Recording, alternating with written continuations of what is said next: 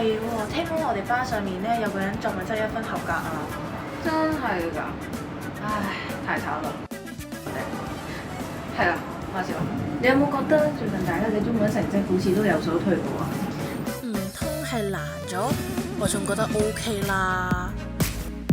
誒，點解有張紙嘅？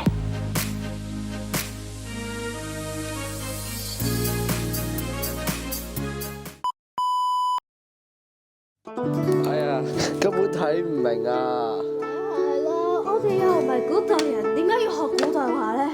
唉，啲古代人寫字，無論係乜嘢都可以省略，都睇得明啊！就係咯，而且又中意寫錯別字、通假字，根本就係錯別字。已經10分鐘啦，再寫唔出啲嘢，真係會俾老師鬧餐死喎！有冇人救下我啊？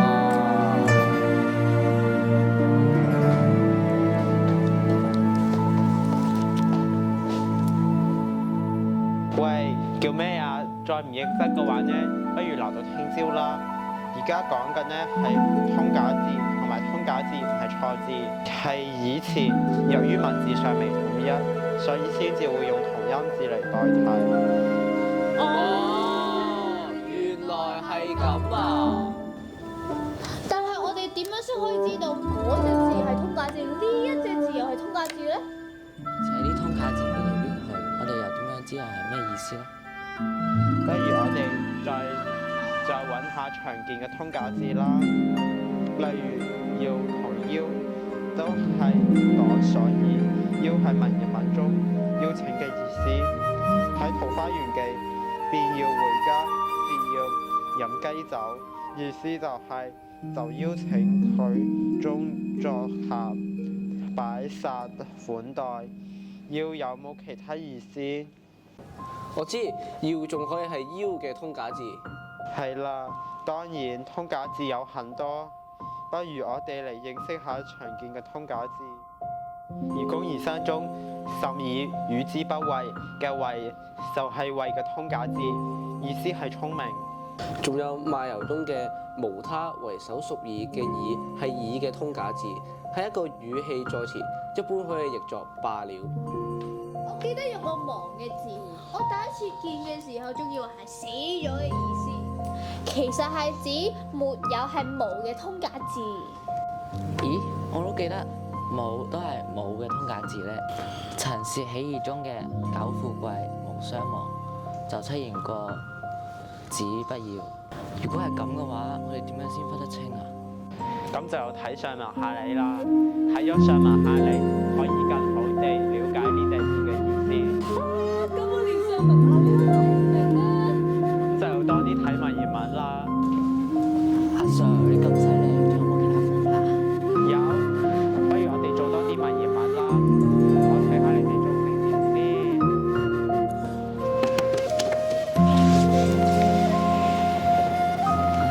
阿 Sir，你同我哋好朋友嚟㗎嘛，唔好講埋呢啲文言小差呢啲傷心嘢啦。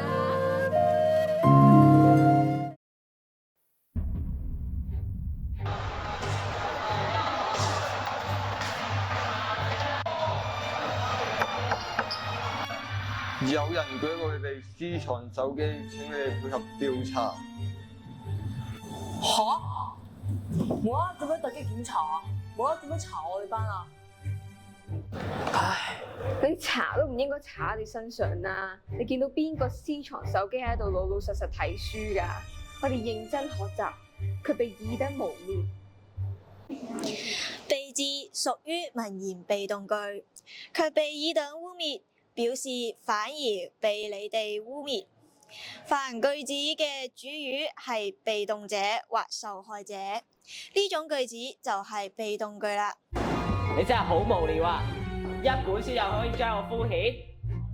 超，而家嘅學生咪又係咁過。喂，你唔係一個普通嘅學生嚟嘅喎，你係一個班會主席嚟嘅喎，你竟然私藏手機？我哋啲主席都冇話職位高唔高，我哋都係為同學服務啫。職位高就可以任性㗎，天降大任於斯人也。我哋會令同學失望咩？天降大任於斯人也嘅語字咧係屬於文言文被動句，呢句嘢嘅意思咧就係天降嘅大任給我嘅意思。除咗被字之外咧，與同埋為咧都可以組成被動句。聽下，講得幾好，都係為咗學生服務。職位大唔可以任性，但就可以謀之啦。我建議於你，到底你有啲咩證據啊？大家都有嘢做㗎啦，要去做嘢，快啲去做嘢啦。我建議於你的於字表示被，所以可以理解為你懷疑我，或我俾你懷疑，呢個都屬於文言被動句。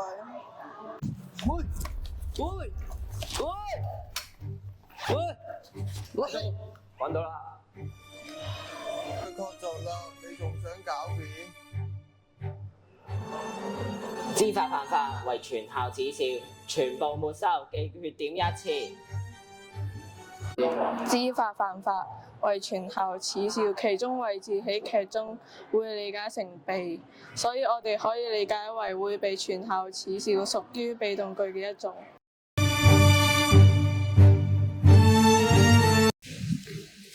半生啊？係啊，點啊？要醫貫而見之啊嘛，快啲醫好落去見人啦。咩係醫好啊？我冇病喎。今日上堂講過㗎嘛，喺詞語入面醫係開字簽嘅意思㗎。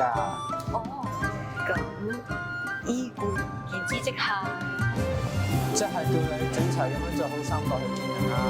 哦，喂，到時間快啲走。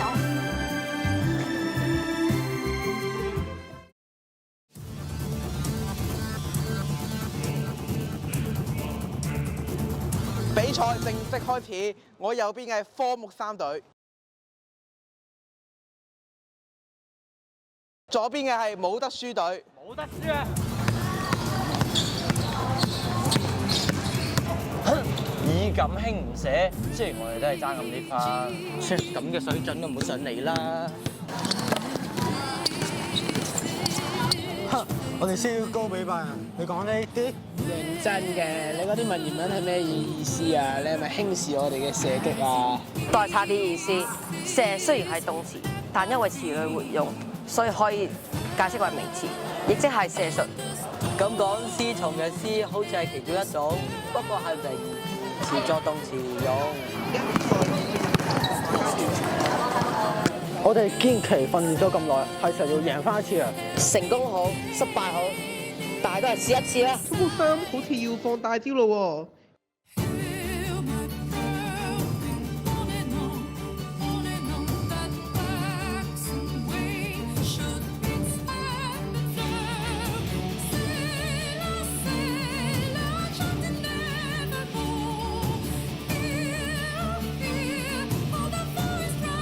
科目3贏咗啦！請問點解你哋會俾人後來居上呢？唔係啊，喂，麻煩你幫我打個格仔先啦。我點知啊？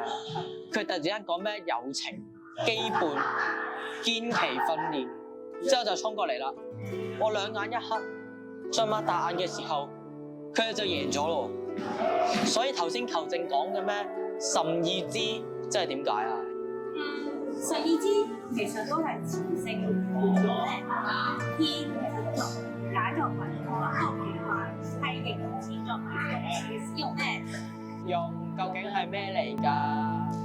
詞性活用其實係將一個詞臨時作為其他詞類，係文言文入面好常見㗎。一般詞類活用要根據上文下理先知道係咩意思。怪唔知得我哋又唔合格啦！想合格一定要掌握好詞性活用啊！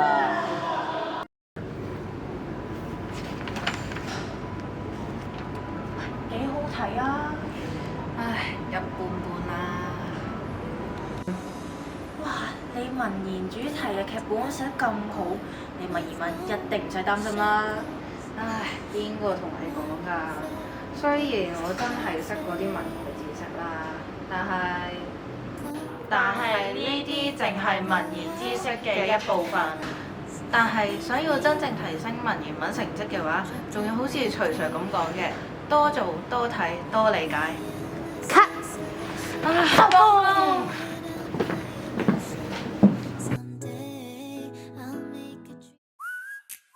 冇花水，唔好影呢個啊2、1，開始。比賽正式開始，我右邊嘅科目3隊。我左邊嘅係冇得輸隊。冇得輸啊！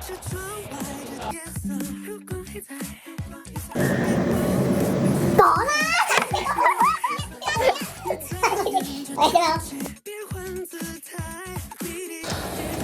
多謝阿 Sir。